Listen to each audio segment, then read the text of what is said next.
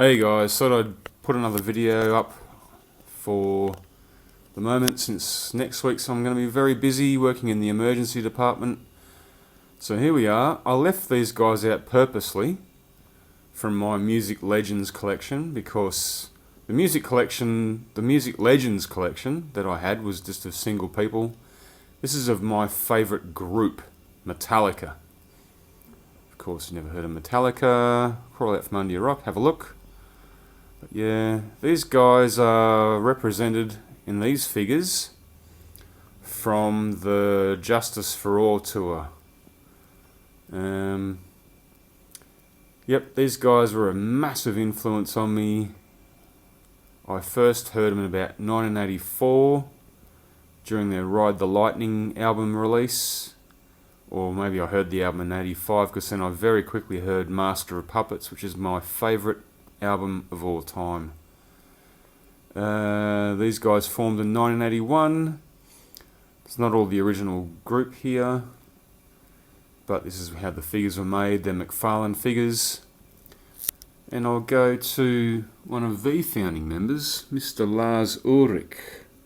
He is the drummer. He's the one who started this whole thing. There he is on his Tama Swingstar drum set. I had to flip the kick drum around so I could say Tama. He also represents the Zildjian symbol. If it's going to come across, there you go. Mr. Ulrich was also going to be a tennis player, a professional tennis player as a young boy, but decided to go to the new wave of British heavy metal, stuff like Motorhead, Diamond Head, Budgie, bands like that. Loved his Sabbath. Yep, this is how things start. So yeah, Mr. Lars Ulrich on his drum kit. Should be bigger, should be double kick drums, lots more floor toms, lots more cymbals. Mr. Ulrich's a very big cymbal accented drummer. Anyway, I'll move on to the lead guitarist, Mr. Kirk Hammett. It's not a bad picture. Oh, this went out of focus. Anyways, that's him.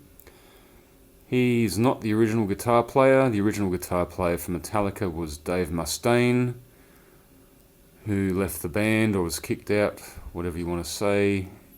But Dave Mustaine formed Megadeth, which is one of the big four. If you don't know what the big four are Megadeth, Metallica, Slayer and Anthrax. They're bands that just still continue on today.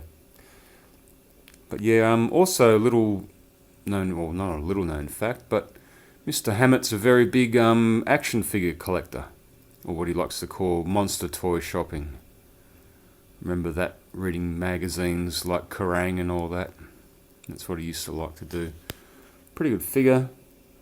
I think he plays Gibsons as well. Unknown. I forget. Anyway, I didn't go look it up. It's off the top of my head for this. And another of the lead vocalist, James Hetfield, another former member. One of the members who formed Metallica. James Hetfield. If I can get a good picture, there we go. That's him. Fantastic songwriter. Yeah, his songs have got great stories to tell. Good vocalist. Great guitarist. Had some problems in the mid-2000s. But he overcame them. You can see that in Metallica's Some Kind of Monster. One of the best music documentaries I've ever seen in my life. One of the best, anyway. So yeah, it's James Hetfield. And the bassist at the time was Jason Newsted.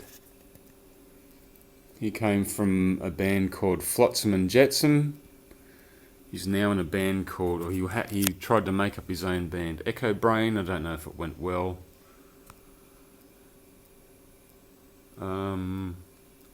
He played up until the Black album. Oh, actually no, he played up further than that. Played up to the Loaded albums. And then after that, yeah, he left. And they hired Rob Trujillo. He's the third bass player.